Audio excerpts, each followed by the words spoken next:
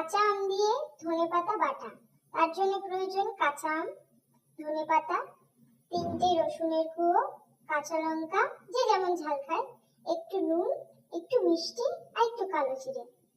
এবং এই সবগুলোকে শিলনোড়ায় বেটে একটু তার মধ্যে সর্ষের তেল দিয়ে দিলে এই যে কি অপূর্ব খেতে হয়।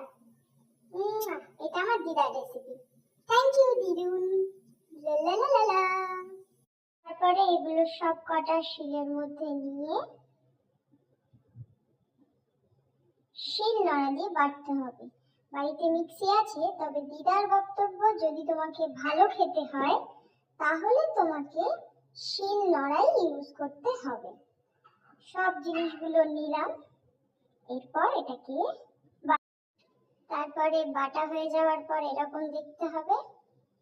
এটাকে তুলে প্লেটে, এরপর একটু সর্ষের তেল শিলে আর এর মধ্যে একটু সর্ষের তেল, এরপর একটু কি গরম, এই গরম ওঠা ভাত এই শিলে দেখো মাখলেই কালারটা চেঞ্জ। একটু ফেলা যাবে না, এত অমৃত খেতে হয় এটা। এইভাবে শিলটাতেও মেখে তারপরে এই গলসটা আমার মুখে।